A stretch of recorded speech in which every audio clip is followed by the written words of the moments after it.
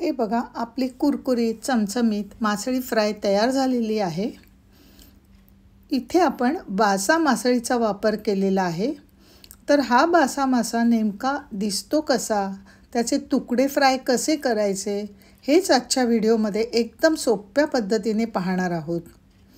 नमस्कार, मी छाया। आजच्या रेसिपीमध्ये खूप मनापासून स्वागत। आजची रेसिपी आहे बासा रवा फ्राय आणि तुम्ही पाहत आहात छायाच कुक टाइम। चला तर रेसिपीला सुरुवात करूया। इथे मी बासा मासा घेतलेला आहे, साफ देखील केलेला आहे, स्वच्छ पाण्याने धुवून देखील घेतलेला आहे। असाच ताजा घ्यायचा मार्केटमधून। मी इथे असा मार्केटमधून बासा फिश साफ करून आणलेला आहे आणि पाण्याने स्वच्छ धुतलेला आहे। आता याचे असे तुकडे करणार आहे। असे तुकडे करून झाल्यावर एका प्लेटमध्ये शिफ्ट करूया आणि त्यावर टाकूया सर्वप्रथम 1 चमचा मीठ, अर्धा चमचा हळद, थोडंसं आलं किसून घालूया, 2 लसूण पाकळ्या किसून घालूया। हे सर्व तुकड्यांना छान हाताने चोळून लावायचं। त्यानंतर त्यावर कोकम आगळ घालून तेही छान चोळून लावूया आणि 10 मिनिटं मॅरिनेट करायला ठेवायचं। मॅरिनेट होईपर्यंत आपण मसाला तयार करून घेऊया। एका वाटीत 3 चमचे काश्मीरी मिरची पावडर घ्या, 2 चमचे फिश मसाला, 1 चमचा कुठलाही साठवणीचा मसाला घ्या। हे कोरडे मसाले 2 चमचे पाणी टाकून पेस्ट करून घेऊया।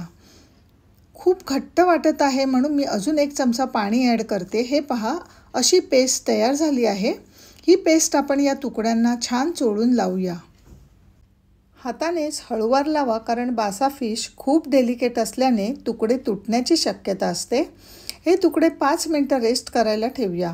दुसरीकडे आपण एक प्लेट घेऊन त्यात टाकूया 3 चमचे बारीक रवा, 3 चमचे तांदळाचं पीठ, 1 चमचा लाल तिखट। हे सर्व मिक्स करून घेऊया। आता मसाला लावून ठेवलेले फिशचे तुकडे एक एक करून या पिठामध्ये घोळवून घेऊया। सर्व तुकड्यांना व्यवस्थित लावून घ्या। आता गॅसवर नॉनस्टिक तवा ठेवून त्यात टाकूया 4 चमचे तेल। तेल हलकंसं गरम झालं की त्यात टाकूया कढीपत्त्याची पानं। कढीपत्त्याचा सुगंध यायला लागला की पिठात घोळवून ठेवलेले तुकडे एक एक करून तेलात सोडूया। दोन्ही बाजूने 3-3 मिनिटं फ्राय करून घ्या। गॅस फ्लेम स्लो ठेवायची। 3 मिनिटांनी दुसरी बाजू पलटून घेऊया। लगेच पलटी करायची घाई करू नका, दुसरी बाजू छान कडक होईपर्यंत फ्राय करायची। सर्व तुकडे फ्राय करून झाले आहेत, तर एका डिशमध्ये काढून घेऊया। आपला बासा फिश फ्राय तयार आहे। माझ्या तर तोंडाला पाणी सुटलं। रेसिपी आवडली असेल तर पटकन सबस्क्राईबचं बटन प्रेस करून तुम्हीसुद्धा तयारीला लागा। धन्यवाद।